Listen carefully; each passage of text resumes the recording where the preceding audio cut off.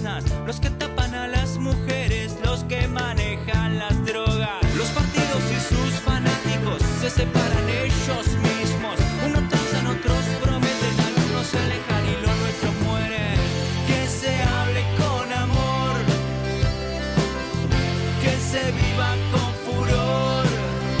Les damos la bienvenida a este nuevo programa del resumen semanal de noticias de Giramundo, este canal comunitario donde les vamos a compartir nuestra agenda de noticias más importantes de justamente esta semana y los últimos días para poder analizar y reflexionar sobre lo que ocurre en nuestra provincia y también en nuestro país. En esta oportunidad les traemos algunos de los títulos que tienen que ver el primero con que se desarrolló el 9º juicio por delitos de lesa humanidad que involucra a 19 imputados y a 40 personas que han sido víctimas del terrorismo de Estado durante la última dictadura cívico-militar. Otro de los temas importantes que tenemos tiene que ver con en este contexto eleccionario, poder analizar algunas de las fuerzas políticas que se van a disputar en las elecciones, un lugar en el Estado y en el gobierno, y vamos a analizar entonces, vamos a compartir en realidad el análisis de investigadores sobre la participación juvenil en torno a las ideas liberales, libertarias en Mendoza. Y bueno, estos autores nos presentan algunas pistas exploratorias en torno a las prácticas de jóvenes en nuestra provincia desde el año pasado. Y también vamos a meternos en otro tema muy importante con una entrevista para analizar el sistema educativo en la provincia, cuáles son las falencias y también los desafíos en torno a la política educativa en Mendoza. Y bueno, vamos a pasar de lleno entonces a analizar el primer informe que queríamos compartir, que es sobre los jóvenes libertarios en Mendoza. Este análisis realizado por dos investigadores de nuestra provincia que participan del CONICET, trabajan para CONICET. Vamos a caracterizar entonces, o a través de ellos en realidad, poder acercarnos a una caracterización de los militantes y adherentes al movimiento encabezado por Javier Milei. Escuchamos entonces algunas de las conclusiones a las que pudieron llegar a partir de esta aproximación en esta investigación.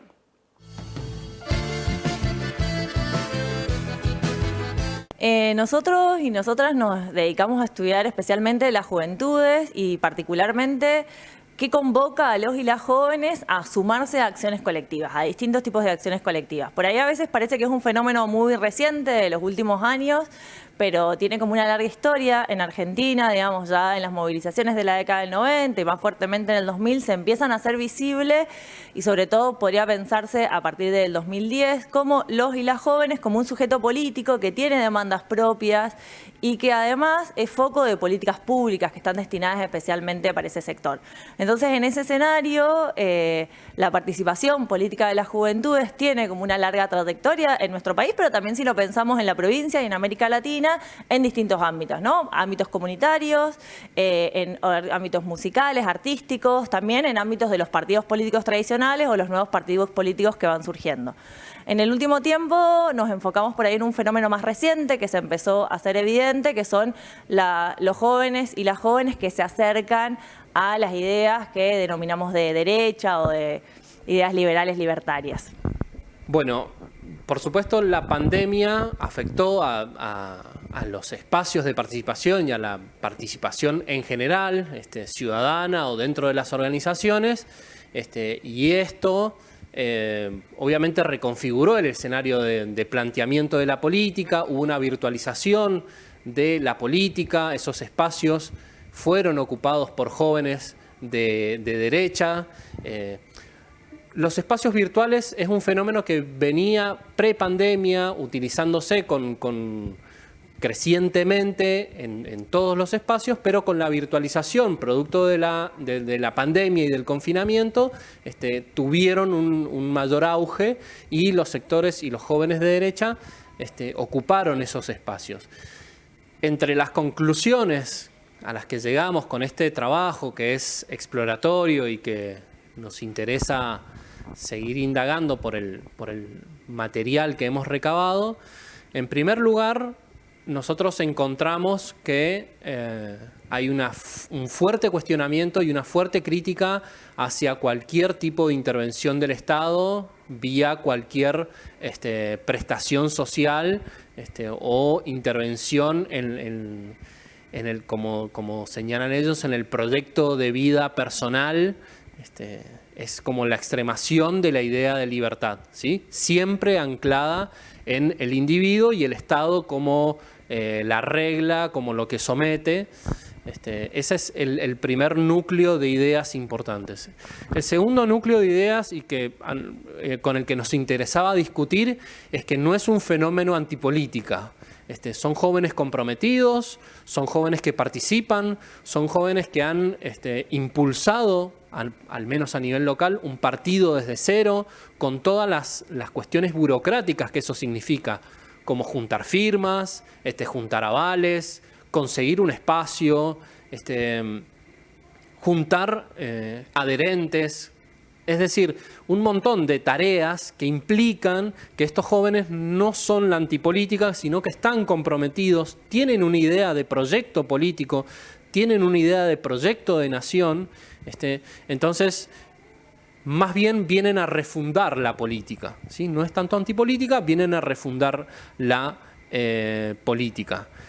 Por ahí esta idea de desde dónde plantean esta crítica de la política que conocemos y esta propuesta de refundación o de hacer algo diferente, tiene que ver un poco con, por un lado, como decía el Octavio, de cuestionar algunas maneras en las que el Estado, sobre todo, gestiona las estrategias de bienestar social, como es el acceso a la educación, el acceso a la salud, algunas condiciones de empleo, y también tiene que ver con alguna serie de derechos, ¿no? Como la noción de derechos está bastante cuestionada por parte de estas ideas, digamos, ¿qué hablamos cuando hablamos de derechos humanos?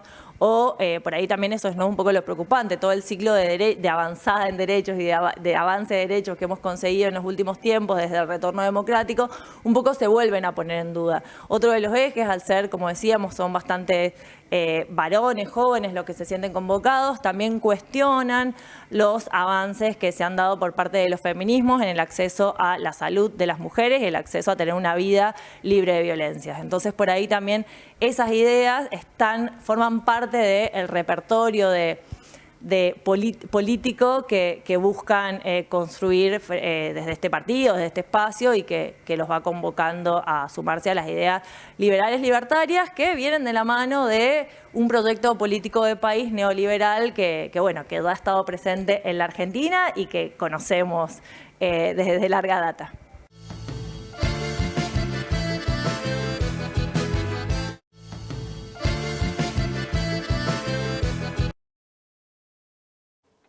Para conocer más en profundidad este informe que han elaborado estos investigadores, pueden acceder a nuestro canal de YouTube y allí buscar la entrevista completa a Victoria Seca y a Octavio. Ambos, su título de base es la sociología y bueno, van a poder encontrar allí un poco más de información. Nosotros nos quedamos con una cuestión del informe que refiere a la instalación mediática de Milei como un personaje que ha irrumpido en la política a nivel nacional y llama la atención que en el último año y medio Milei tuvo 12 minutos promedio de televisión, de aire de televisión en todo este periodo. Entonces, consideramos que es llama la atención por lo menos esta instalación mediática que hace que hoy entre los y las jóvenes sea uno de los candidatos más conocidos, con ideas como la dolarización y como decían allí los investigadores, ideas fuertemente neoliberales que avanzan contra los derechos conquistados en diferentes materias y habrá que conocer entonces los resultados en las próximas elecciones. Hasta el momento, este candidato no se ha instalado como tercera fuerza en las provincias donde ya han ocurrido las elecciones. Bueno, vamos a pasar a otra noticia en este momento que tiene que ver con la represión que el Estado de Salta ha realizado sobre trabajadoras y trabajadores que, bueno, para poner un poquito en contexto, ¿no? Trabajadores de la salud y de la educación, trabajadores de la salud y de la educación de esta provincia se manifestaron en las calles, desde fines de abril empezaron con su plan de lucha y inicialmente convocados por los sindicatos que representan a estos trabajadores, y luego de negociar los referentes sindicales con el gobernador de la provincia, accedieron al 35% de aumento de los salarios y a un bono de 60.000 pesos que resultó en descontento por parte de los trabajadores y trabajadoras, quienes luego se autoconvocaron para continuar con los reclamos a pesar de este acuerdo paritario, ya que el sueldo básico, por ejemplo, de un docente es de 90.000 pesos, está muy alejado de poder adquirir los bienes estipulados dentro de la canasta básica. Es por eso que continuaron con los reclamos, y el día 25 de mayo fueron fuertemente reprimidos en un corte de ruta que hacían en una ruta nacional. Y bueno, en este corte que hacían de manera intermitente y luego de manera total, fueron reprimidos por la policía, una maestra fue empujada, hubo 20 detenidos, incluso se llevaron no solo a trabajadores de la salud que se manifestaban por sus mejores condiciones laborales, sino que también se llevaron a pobladores que pasaban por la zona. Bueno, todo este conflicto continúa aún y ha tenido como repercusión el avance de una ley antipiquete en la provincia de Salta, muy parecida a la que tenemos aquí en Mendoza con el Código Contravencional, que prohíbe la manifestación en las calles y, bueno, estipula una serie de medidas previas a realizar cualquier tipo de corte o de protesta en esta provincia, tanto, bueno, como decíamos, se ha implementado en Salta, pero aquí en Mendoza conocemos ya de bueno, su avance en esta materia, y hay muchos referentes políticos que incluso tienen causas por cortar una calle. Bien, vamos a pasar entonces a otra noticia que nos interesaba destacar, que también tiene que ver con lo gremial. Esta vez nos volvemos a la provincia porque AMPROS llegó a un acuerdo con el Estado de Mendoza. El gremio representante de los trabajadores de la salud suspendió el paro previsto para el viernes 2 de junio porque llegó al acuerdo tras intensas negociaciones con el Ministerio de Salud de Mendoza. Los delegados entonces celebraban el avance en los pases a mayor dedicación, el doble cargo, los cambios de régimen de 425 licenciados en enfermería y otros 22 profesionales de distintas especialidades. Esto se hará efectivo a partir de noviembre de este año, y además se firmó un acta complementaria sobre el reconocimiento de la antigüedad para los residentes y que les sume en la clase para aquellos que han ingresado luego de la Ley de Residencias del 2008. Y otro de los logros importantes para los profesionales de la salud consiste en que solo pagarán ganancias las remuneraciones superiores a 506.230 pesos, pero a esto se suma también la modificación de la Ley 20.628 que obliga al Estado a no deducir ganancias a los profesionales de la salud que realicen guardias médicas y mayor dedicación. Este ha sido el inicio de este resumen semanal de noticias. pero tenemos mucho más para compartir en los próximos bloques, así que invitamos a quedarte.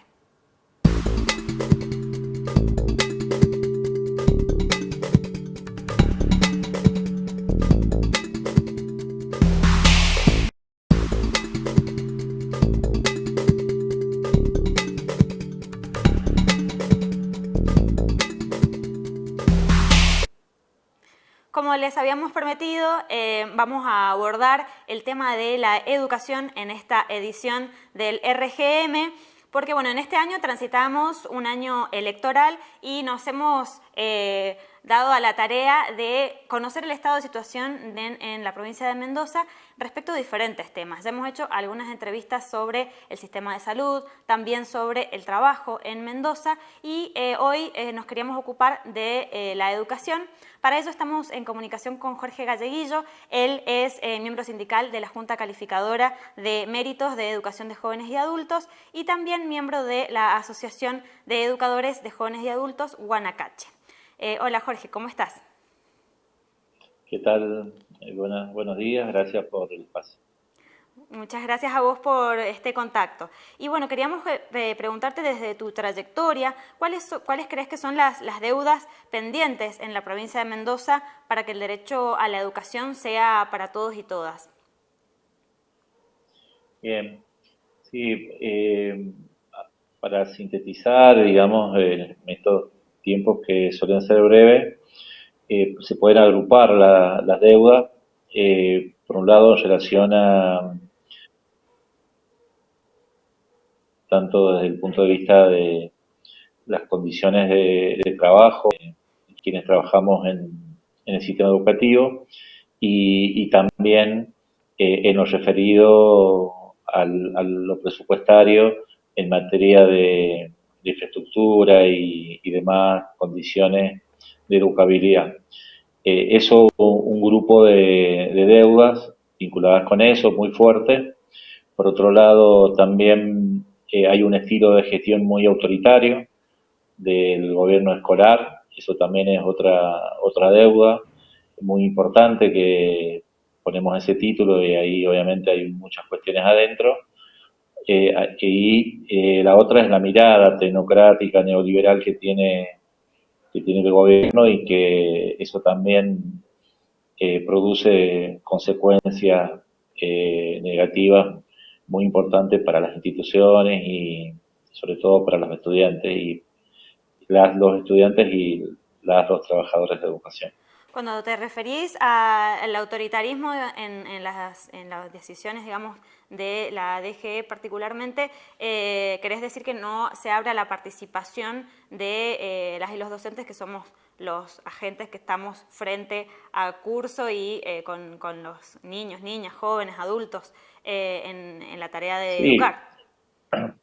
Sí, en realidad es toda una marca de gestión, ¿no? Por poner algunos ejemplos emblemáticos, cómo el gobierno intentó al comienzo del mandato de Suárez implementar una nueva ley provincial de educación, que si bien es muy necesaria, el tipo de propuesta y el modo inconsulta en que quisieron, digamos, implementarla, hizo que hubiera gran resistencia, masiva resistencia de colectivos de educadoras, educadores y estudiantes, que fue el modo de frenar esa iniciativa. Pero casi que ha sido el único modo de poder hacer retroceder decisiones del gobierno que una y otra vez se han aplicado sin tener en cuenta la participación de quienes trabajamos o ejercen el derecho a la educación en la provincia. Es una constante. Eso se nota también en el desconocimiento de la interlocución con el sindicato único de trabajadores de educación. Digamos, hay un desconocimiento del derecho a la protesta, no se tienen en cuenta cada vez que se puede se evitan las instancias paritarias, mucho es el que se sienta a la mesa el gobierno con el sindicato para abordar cuestiones comunes.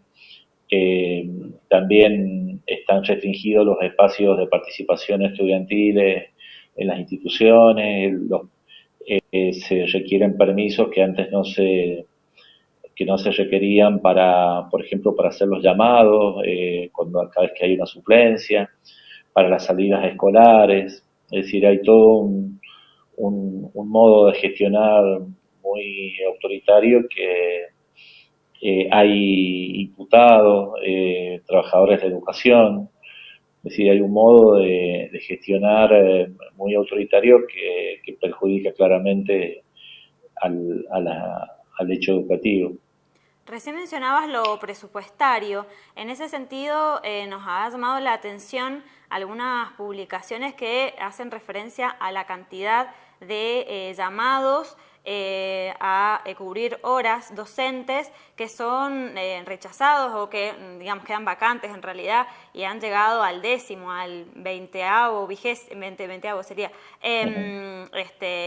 llamado, y no hay respuestas, digamos, no hay docentes que se presenten. Y un poco queríamos preguntarte cuál era tu opinión al respecto, por qué sucede esto. Sí, bueno, ahí ha quedado en evidencia,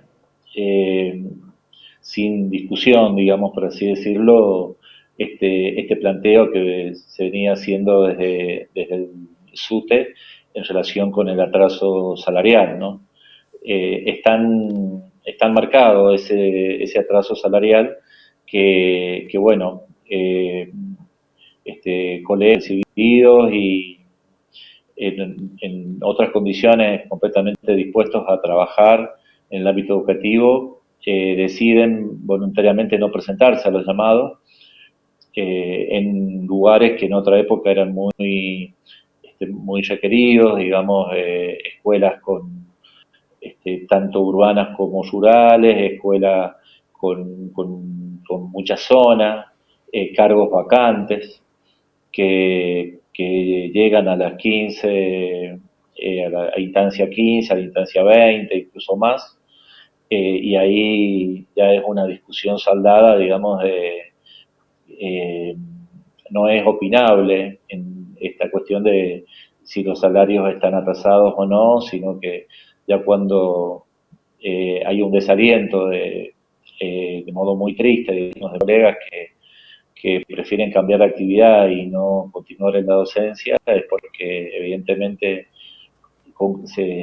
uno tiene que llegar a la conclusión que el atraso salarial es crítico y muy grave entre los trabajadores de educación.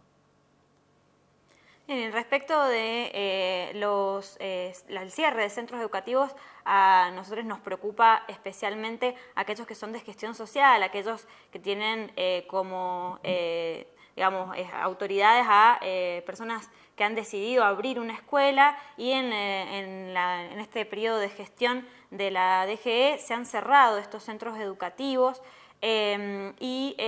Por otro lado vemos que hay un aumento de la demanda de la educación pública en tanto y en cuanto la situación socioeconómica lleva a, por ejemplo, familias que hacían el esfuerzo por enviar a sus chicos y chicas a un colegio privado y se han visto obligados a migrar hacia la educación pública. Bueno, por ahí consultarte respecto de esta cuestión, ¿cuál es tu mirada al respecto? Sí, bueno, acá tenemos como varios elementos en tu pregunta, ¿no? Con relación a los cierres, las escuelas de gestión social, entendemos que ahí hay un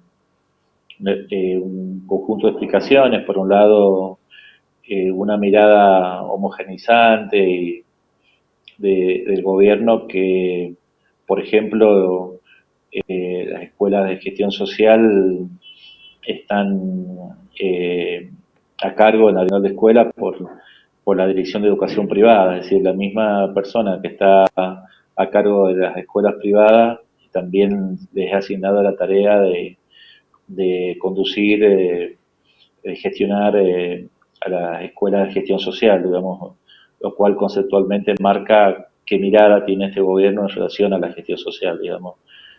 Asemejan gestión social a educación privada y eso es un error conceptual muy importante. Claro, empresas económicas que tienen como objetivo brindar un servicio de educación. Cuando en la... Claro, entonces el trato que se hace del funcionamiento de estas escuelas es un trato análogo al de un colegio privado y eso no tiene nada que ver, digamos, la Ley de Educación Nacional marca la gestión social como una modalidad específica dentro del sistema, con una idea de gratuidad muy marcada, con una responsabilidad del Estado y de trabajo en conjunto con las organizaciones de la sociedad civil en la gestión educativa. Es decir, una mirada distinta que lamentablemente este gobierno, al poner, asimilarlas a la educación privada, lo que ha hecho es, digamos, acotarlas y prácticamente se han cerrado, salvo en el nivel inicial, ha habido un cierre muy marcado de estas instituciones. Entonces, por un lado, a consecuencia de esta mirada y también obviamente la cuestión del ajuste permanente sobre educación, que desde la perspectiva del gobierno ellos constantemente han reduciendo el presupuesto educativo, tanto en términos de porcentaje del presupuesto provincial como en relación con el Producto Bruto Geográfico, digamos, en términos reales, ha ido retrocediendo la participación de educación desde el 2016 a la fecha en forma constante. Entonces, sí. Bien. Así bueno, que eso por un lado, eso y por con el lado relación de a las los escuelas de gestión cierres, social. claro, y con relación a lo que comentabas de educación privada, Mendoza es una provincia con una participación pequeña relativamente de educación privada, y incluso en la educación privada se puede distinguir una gama bastante amplia de propuestas de instituciones que van desde aquellas instituciones con cuotas altas para una población específica, digamos, de altos ingresos, y colegios privados destinados a sectores medios, incluso a sectores populares, que requiere de un acompañamiento estatal. Bueno, este gobierno ha reducido esas instancias también, cuando que se tengan que, digamos, dirigir a las personas que usaban estos servicios al sistema estatal. Por ejemplo, en el nivel superior es muy llamativo, digamos, regiones, por ejemplo, zonas como Maipú, que han tenido que cerrar institutos con cuota baja y subsidiada, digamos, quedando prácticamente a la intemperie esos estudiantes y teniendo que dirigirse muy lejos de sus hogares para poder continuar sus estudios, porque tampoco la Dirección General de Escuelas abrió una oferta estatal en ese espacio, ¿no? Entonces es también ahí el ajuste se siente, y por eso también es muy importante la fuerza que tiene el gremio de SADOP, que es el sindicato que agrupa a los docentes de educación privada, que ha sido, junto con el SUTE, por ejemplo, de quienes encabezaron la resistencia al Plan de Educación Provincial, el inicio de la gestión del gobernador Suárez. Bien, bueno, muy interesante este abordaje que nos has traído también, Jorge, así que, bueno, te saludamos hasta la próxima. No, por favor, gracias a ustedes y a disposición por posibilitar estas miradas que suelen no ser consideradas en los medios de comunicación hegemónicos. Bien, lo escuchábamos entonces a Jorge Galleguillo. Él es miembro sindical de la Junta Calificadora de Méritos de la Educación de Jóvenes y Adultos y también miembro de la Asociación de Educadores de Jóvenes y Adultos Guanacache, quien nos hacía un análisis respecto del sistema educativo en Mendoza y de la gestión política en materia de educación en los últimos 4 años. Y bueno, nosotros con esto cerramos este bloque, pero enseguida les traemos más información en este RGM.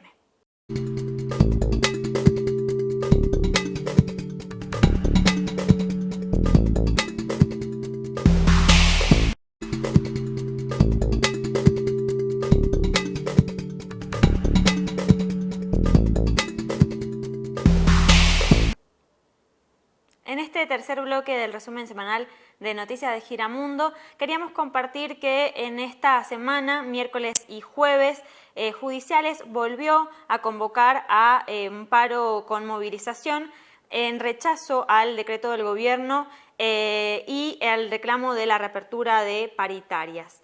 Bueno, destacamos que es la segunda vez que el gremio realiza un paro desde que el gobierno resolviera cerrar las paritarias por decreto hace 10 días.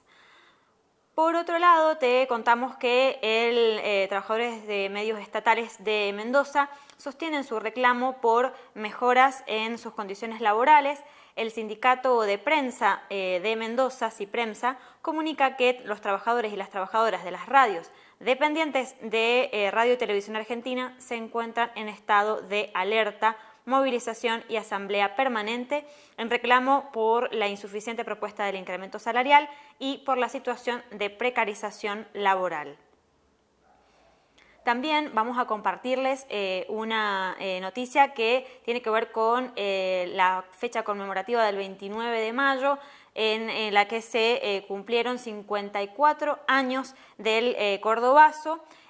Un poquito adelantados a la fecha, el día 24 de mayo se realizó en la casita colectiva un encuentro y una peña que tuvieron también por protagonistas a Agustín Tosco, que para recuperar el legado de este militante sindical y también conmemorar la revolución del 25 de mayo de 1810.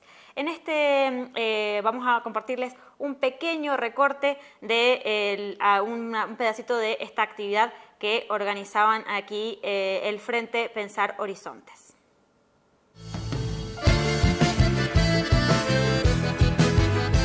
Cuando hablamos de libertades, nos estamos refiriendo a las libertades colectivas. La libertad que deberían tener todos los grupos humanos de decidir sobre sus realidades, sus presentes y sus futuros. En contra del racismo, la discriminación por la constitución de un Estado plurinacional. Aquí, hoy no solo estamos conmemorando, hoy queremos subir a este tren que arrancó en los principios y que es eterno. Es pensarse, es ubicarse, es inscribirse en un caminar como pueblo, colectivo múltiple y diverso que hace la historia. Escribir sobre la historia es fácil, ahora meterse de lleno en ella, ser partícipe, cambia de lugar el meridiano de los sentimientos.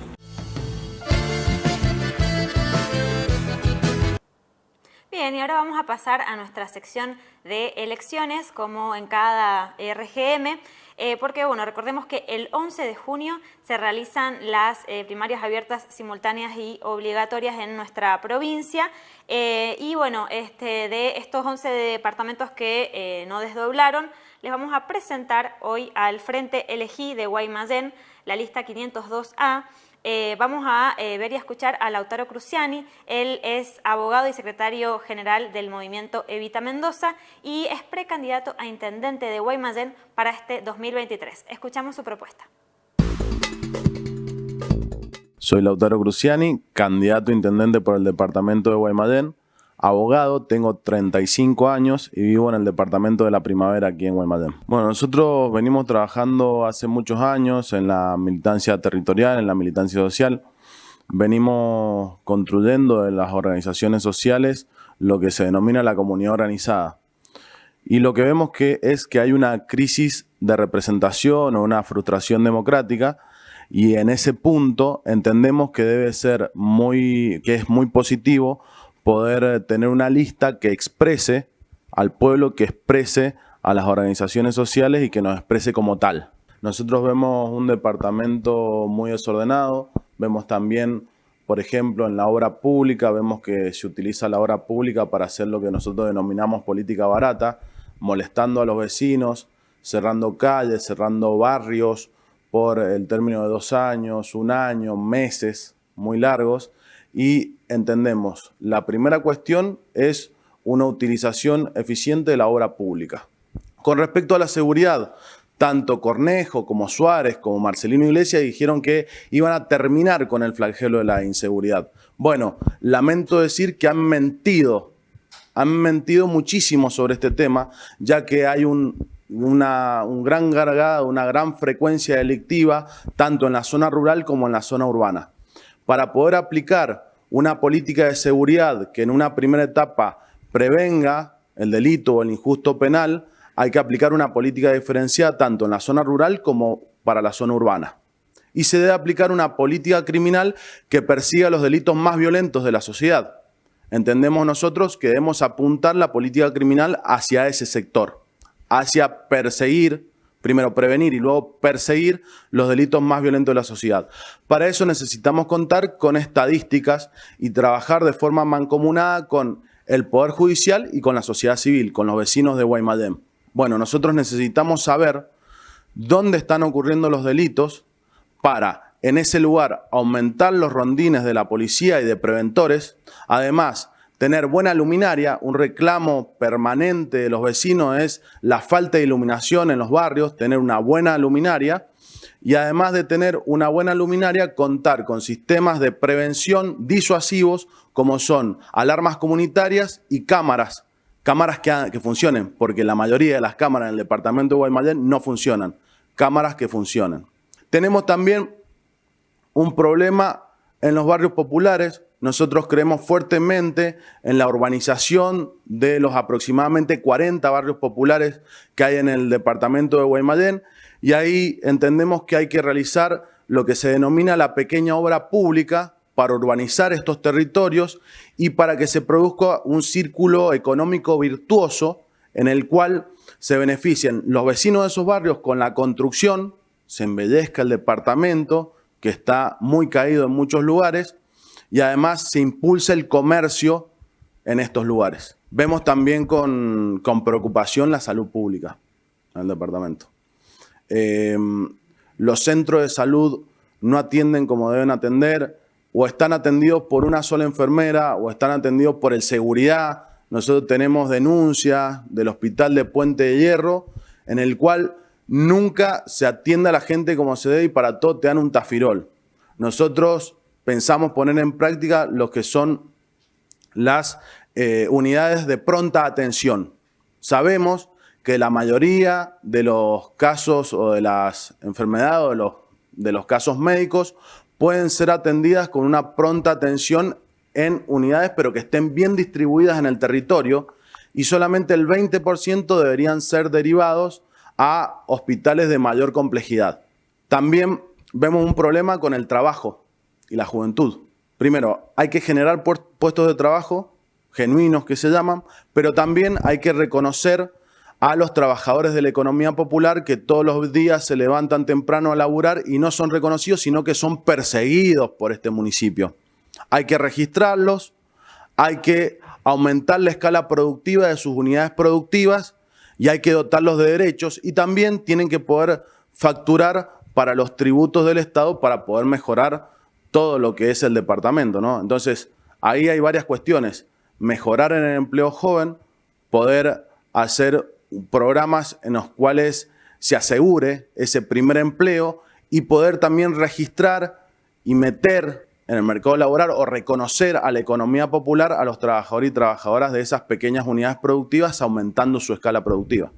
Bueno, con respecto a lo que es el servicio público de pasajeros, a medida que hemos recorrido los territorios, a medida que hemos recorrido los barrios del departamento de Guaymallén, lo que sale es que muchas veces o el recorrido del colectivo no entra al barrio o pasa muchos kilómetros, sobre todo en la zona rural del departamento, y en lo que se piensa más es en los recursos que se lleva la empresa o en la rentabilidad de la empresa y no se piensa en la comodidad de los vecinos de Guaymallén. Bueno, entendemos que hay que refuncionalizar todo el sistema de transporte o el servicio público de pasajeros.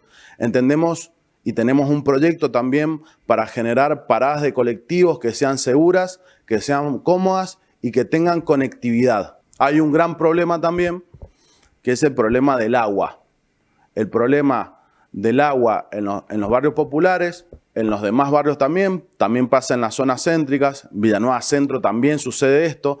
Hay cortes de agua en el verano y en el agro, a los lugares en donde antes llegaba el turno de agua no está llegando y está generando un grave problema en el cinturón verde del departamento, que es que los productores siembran y debido al cambio climático y a las grandes temperaturas que están sucediendo, no alcanzan a regar su cultivo y pierden toda la cosecha. Entonces se deciden en abandonar la producción agrícola y lotear esos lugares para vivienda, generándonos una gran pérdida en lo que es suelo fértil al departamento de Guaymallén, a la provincia de Mendoza y también a toda la Argentina, porque nosotros somos el cuarto productor de verduras de hojas verdes del país. Entonces, estamos perdiendo los suelos fértiles. Tenemos que trabajar en un ordenamiento territorial que incluya estas problemáticas y que avance en solucionar estos problemas, ¿no? Bueno, para los vecinos de Guaymallén, entendemos que es posible volver a poner este departamento donde hay que ponerlo, que es al tope en la provincia. Entendemos que podemos rearmar y ordenar este departamento como se merecen los vecinos y las vecinas y esperemos que nos acompañen con su voto para poder transformar la realidad de abajo hacia arriba. Les recordamos que este video, así como otros que hemos ido compartiendo en el RGM y en la pantalla de Giramundo, tiene que ver con una apuesta a que como ciudadanos y ciudadanas nuestra teleaudiencia, nuestros teleparticipantes puedan acceder a la información y conocer a estos candidatos y candidatas, precandidatos en realidad por Guaymallén, para que puedan tener más información a la hora de decidir su voto en estas próximas elecciones. Y bueno, nos quedamos hablando de elecciones todavía, pero esta vez nos vamos a nivel nacional porque la Corte Suprema de Justicia rechazó la candidatura de Uñac de manera definitiva. Recordemos que él era precandidato a gobernador e iba por la reelección. Bueno, la Suprema Corte de Justicia nuevamente ha incidido en el Poder Ejecutivo y en la política para ese poder, inmiscuyéndose, metiéndose, ¿no?, desde la justicia y soslayando la división de poderes. Como hemos comentado en RGMs anteriores, queríamos mencionar ahí la actualización respecto de esta noticia. Y también van a ver en nuestro canal los distintos spots de candidatos y candidatas para la provincia, para que bueno, también puedan ahí tener un pantallazo. Y respecto de eso nos vamos a meter un poquito más en el análisis y la caracterización de quienes están aspirando a ser gobernadores de la provincia de Mendoza. Por eso los invitamos el próximo jueves 8 a las 20 horas a sintonizar Giramundo TV Comunitaria, porque vamos a estar desarrollando un especial de las PASO y bueno, ahí vamos a trabajar en conjunto también con compañeros y compañeras del Comecuco, que es el colectivo de medios comunitarios de Cuyo al que pertenecemos, que engloba a la provincia de San Luis, San Juan y Mendoza, y los medios comunitarios de radio y televisión que formamos parte de este territorio. Y en ese sentido les queríamos compartir un video que hemos preparado en el que se sintetiza los pedidos de nuestro sector como canales alternativos, comunitarios, para los nuevos dirigentes políticos que asuman en diciembre de este año. Compartimos el video entonces para que conozcan un poco más acerca de nuestras demandas como Comecuco. Quienes integramos el colectivo de medios comunitarios de Cuyo invitamos a los distintos candidatos, candidatas y candidates a expresarse sobre estos 4 puntos básicos surgidos de la necesidad del sector en pos de la democratización de las comunicaciones. 1. Ley de pauta. Distribución igualitaria de pauta oficial nacional, provincial y municipal. 2. Defensoría del Público. Pedido expreso a la Cámara de Senadores por el sostenimiento de la Defensoría del Público en el próximo gobierno. 3. Legalidad. Exigencia al ENACOM por licencias, autorizaciones y empadronamientos de radio y TVs sin fines de lucro. 4. Fomento. Pedido expreso al ENACOM para que no desfinancie los FOMECA, Fondo de Fomento Concursable, artículo 97 de la Ley de SCA. Sin medios comunitarios no hay democracia.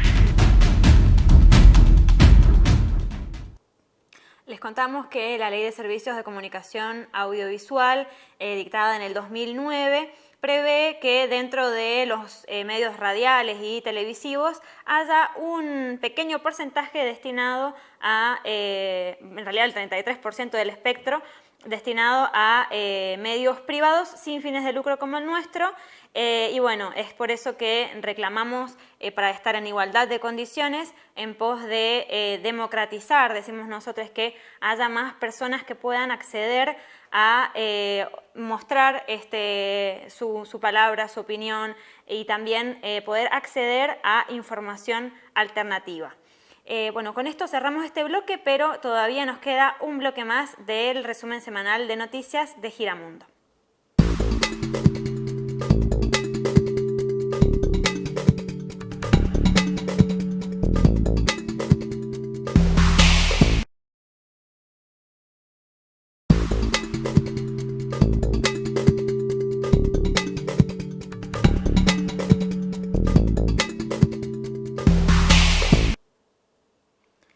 Hoy, como les habíamos anticipado, se conoce la sentencia por el 9º juicio de delitos de lesa humanidad en la provincia de Mendoza.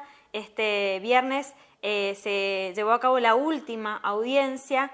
En ella se están escuchando en este momento las últimas palabras de los imputados y también se va a proceder a la lectura de la sentencia. Este es el 9º juicio por delitos de lesa humanidad en la provincia, que inició el 19 de marzo del 2019. Tuvo 116 audiencias y contó con el testimonio de 90 testigos. Hay 18 imputados de los aparatos de inteligencia y la Fuerza Aérea que hoy recibirán una sentencia, juzgados por la detención ilegal de 40 personas y la desaparición de 60 personas más.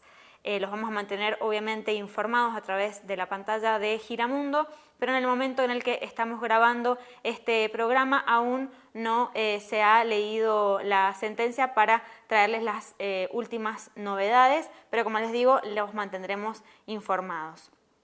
Vamos a pasar ahora a otro tema que tiene que ver con el cuidado del agua y con una invitación a participar de la Asamblea Popular por el Agua, que funciona nuevamente aquí en la casita colectiva en Patricias Mendocinas al 827, y para conocer un poco más acerca de las actividades que desarrolla esta asamblea, que tiene un arduo trabajo en contextos donde el extractivismo cada vez avanza más sobre los bienes comunes y compromete el bienestar de nuestras generaciones futuras. Vamos a escuchar y ver a Elsa, quien nos cuenta acerca de cómo funciona también esta organización social. Vemos entonces esta entrevista. Bueno, mi nombre es Elsa, pertenezco a la Asamblea Popular por el Agua, de acá de Ciudad de Mendoza. Nuestra asamblea está formada por personas que son docentes, estudiantes, trabajadoras y formamos parte hace 15 años de esta asamblea que está en defensa de los bienes comunes y contra el extractivismo acá en la provincia, y a nivel nacional también articulamos con otras asambleas que pertenecen a la UAP. La situación actual con respecto al extractivismo es básicamente que aprobaron el proyecto Cerro Amarillo, que está en su fase de exploración. Eso lo consideramos como un avance del modelo extractivista por parte del gobernador Rodolfo Suárez y de la mano de Guiñazú, ¿no? Que quieren otra vez modificar, ¿no?, la matriz productiva de la provincia de Mendoza, con la idea de vender que la salvación a la crisis que ellos mismos generan con sus políticas públicas es la megaminería. Desde la Asamblea consideramos que eso no es posible, no es viable, y por eso rechazamos, ¿no?, en una provincia que tiene crisis hídrica, estos tipos de proyectos que realmente son progreso y dinero para los gobiernos de turno y para los políticos, y sobre todo para el lobby minero, ¿no? No traen generación de empleo, como dicen, y también anunciamos, ¿no?, el dinero que se destina a los medios hegemónicos como el diario Los Andes, El Sol, y ese discurso, ¿no?, de la salvación a través de estos proyectos. También consideramos que no hay políticas por parte del gobierno de mejorar, ¿no?, la infraestructura con respecto al agua, con respecto al riego, los regantes, ¿no?, y no hay soluciones, sino que en realidad son espejitos de colores a través de proyectos, ya sea como el Baquiano, como Portezuelo del Viento, Hierro Indio, ¿no? Fíjense en que también están llevando a las escuelas a ver los proyectos como Hierro Indio para venderlos como lo mejor, como la alternativa, y detrás de eso en realidad hay saqueo de los bienes comunes y una mano por parte de las empresas que buscan en realidad quedarse con estos recursos y con esta cuestión de minerales, ¿no? Por eso somos las asambleas las que lo denunciamos. Bueno, y utilizamos los medios comunitarios, utilizamos la red de Comecuco, utilizamos las redes sociales también para que también la gente nos siga, nos apoye, nos acompañen. Trabajamos coordinada con otras asambleas de otras provincias. Mostramos los ejemplos y las causas y las consecuencias que genera el extractivismo. El extractivismo no solamente es la megaminería, sino también es el litio, que se lo vende como una energía sustentable, como algo de transición energética amigable con la naturaleza, y es todo lo contrario, porque hay que preguntarse la transición energética y la energía para quién y para quiénes, y en manos de qué, ¿no? Y por eso cuestionamos lo que es el modelo de fractura hidráulica, por eso cuestionamos la megaminería y por eso seguimos en pie de lucha hace 15 años, parándonos con el pueblo y con la gente para denunciar estas cuestiones, ¿no?, que pasan con la naturaleza, en la provincia y a nivel nacional.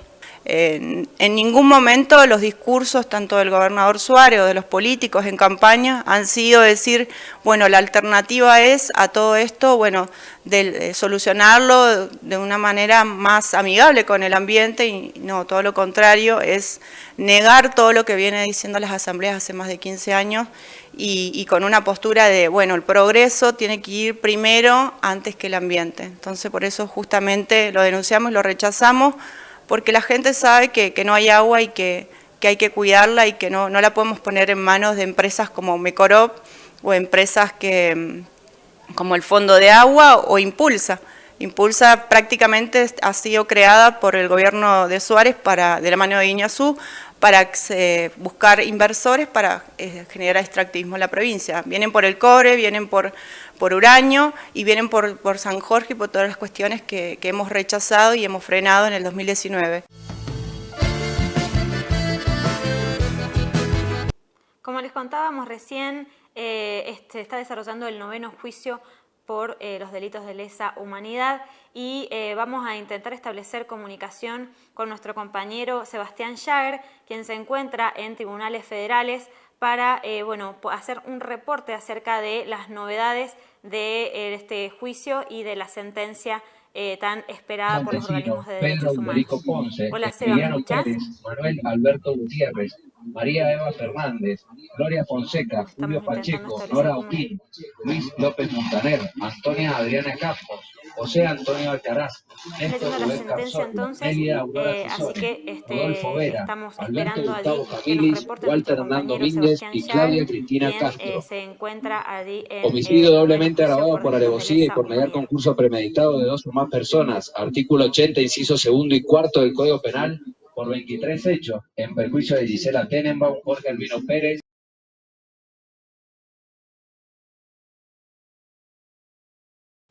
Bien, perdón. Néstor Rubén Entonces, Tarzulio, Nelia Aurora Tizone, intentábamos Rodolfo comunicarnos, Vera. pero la señal de internet no nos ha colaborado. Vamos a continuar con las noticias que teníamos preparadas para el día de hoy. Vamos a meternos entonces en la noticia de la convocatoria y marcha un nuevo año por el Ni Una Menos.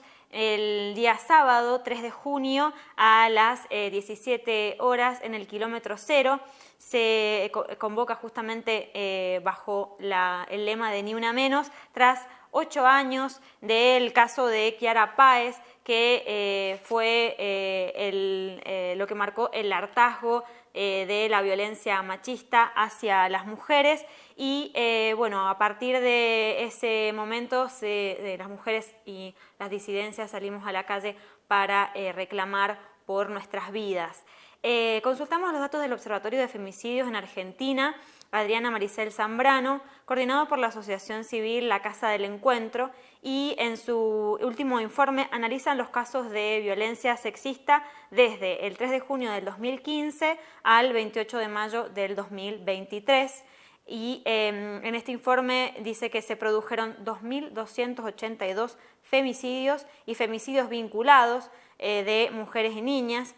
Esto de femicidios vinculados tiene que ver con que el femicida ha atacado y ha matado a niñas cercanas a la mujer violentada también, 58 trans o travesticidios y 214 femicidios vinculados de varones, adultos y niños. También cabe destacar este dato que 2.691 hijas e hijos quedaron sin madre. El 61% de estas personas son menores de edad. Y bueno, vamos a conectar esta convocatoria que recordamos es para el sábado 3 de junio a las 17 horas en el kilómetro cero.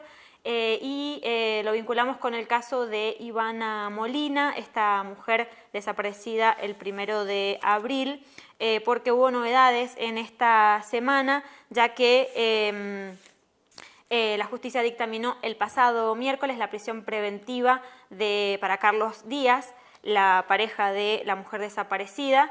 Ya había denuncias por violencia de género hacia esta persona por parte de Ivana y bueno, gracias a la movilización y a los insistentes pedidos públicos de la familia de Ivana es que la justicia ha avanzado y se ha podido entonces llegar a la prisión preventiva del principal sospechoso de este caso que por ahora catalogamos como desaparición. Y bueno, y exigimos también que aparezca con vida Ivana Molina.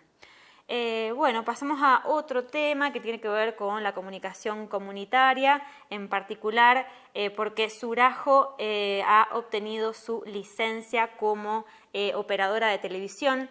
Se trata de una televisora que está ubicada en Mar de Ajó y que lleva 10 años funcionando. Y bueno, gracias a la militancia también de Conta, esta televisora ha podido acceder a la legalización de sus funciones como operadora de televisión desde esta ciudad. Así que saludamos y felicitamos a nuestros compañeros, colegas de esta televisora. Y bueno, hemos llegado al final de este RGM y como siempre les compartimos la agenda cultural y comunitaria para que puedan disfrutar de los distintos eventos que se organizan en nuestro territorio de Mendoza. Así que, bueno, estas son las invitaciones que queríamos acercarles. ¿De dónde brota la esperanza? Filosofar té. Está por entrar el invierno, tiempo en estas latitudes para pensar y buscar los brotes de aquello que nos puede empujar a seguir apostando por otro mundo posible. Este sábado a las 16 horas en Las Compuertas, Luján de Cuyo. Como el primer sábado de cada mes vuelve la ansiada y esperada noche de juegos de mesa. Con juegos nuevos, comida deliciosa, niñas que vuelan y el almacén andante con sus puertas abiertas para que se lleven a su casa productos de la economía social y solidaria. Será el sábado 3 de junio a las 20 horas en la casita colectiva Patricias Mendocinas 827, San José, Guaymallén. La entrada es libre, la salida al sombrero. Este domingo 4 de junio, Alejandro Sicardi va a estar festejando sus 20 años en la música. Gran cantautor mendocino va a presentar su disco Grafitis en la biblioteca Mediateca Manuel Belgrano de Godoy Cruz. Va a estar junto a Sergio Zárate, Leandro Martínez y Juan Martínez. Este domingo a las 20 horas en Tomba al 54 de Godoy Cruz. Las entradas las puedes conseguir por Entradas Web. Será una noche tango. Reprogramó la fecha para el viernes 9 de junio a las 22 horas en el bar Los Dos Amigos en la Alameda. Y vayan agendando para el próximo viernes 9 de junio Féminas del Hip Hop. Las pibas viajan desde la City para copar la valle con el hip hop que brota desde sus vientres. A las 19 horas, compe del freestyle y a las 21 horas, show. Va a haber premio para los competidores y sorteos con tu entrada. Las anticipadas las puedes conseguir al 261-71-09008. Organiza Centro Cultural Pujadas. Que tengan un muy buen fin de semana y puedan disfrutar la oferta cultural que hay en la ciudad. Bien, compartimos ahora la programación, les invitamos a quedarse en la pantalla de Giramundo porque bueno, un nuevo viernes nos encuentra con un nuevo programa de Salí del Tupper a las 21:30 horas, este programa que busca visibilizar las problemáticas del colectivo travesti trans en torno al acceso al trabajo y bueno, la aplicación de la ley de cupo laboral trans a nivel nacional y a nivel provincial. En esta oportunidad vamos a conocer a una cooperativa de trabajo que se llama Vientos de Cambio, la primera cooperativa trans de Mendoza, y bueno, vas a poder también allí acceder a información a través de nuestras redes sociales de cuáles son los productos que comercializa esta cooperativa para que apoyes a estas compañeras que han decidido salir de ámbitos como el de la prostitución y que quieren una vida digna. Por otro lado, contarles que estamos de estreno en este sábado a las 21 horas. Vamos a dar inicio al programa Llamada Under, un programa de rock que busca visibilizar a bandas mendocinas. En esta primera edición les vamos a compartir algunos toques de la banda Cansadores de punk rock de Tunuyán. Así que les invitamos entonces todos los sábados a las 21 horas a sintonizarnos para arrancar la noche del sábado bien arriba. Y también, como todas las semanas, sábados y domingos desde las 13:30 horas, podrás tener un panorama a nivel nacional de las televisoras alternativas de nuestro país, en esto que es el informativo Conta, para, bueno, como te decía antes, poder acceder a información desde las distintas ciudades donde se encuentran estas televisoras, Mar de Ajó, Córdoba, en la zona de Cura Brochero, también Cava y Luján de Buenos Aires. Bueno, esto ha sido todo por el programa de hoy. Esperamos que se puedan quedar en la pantalla y también que nos sigan a través de las redes sociales en las que vamos compartiendo los informes, entrevistas y mucho más que desarrollamos durante la semana. Hasta la próxima.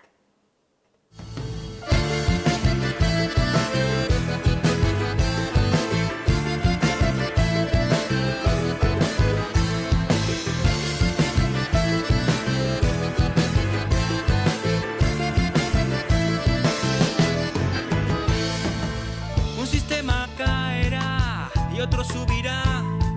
El problema está en el mundo, no solo en este país. Los que roban, los que matan, los que escupen las limosnas, los que tapan a las mujeres, los que manejan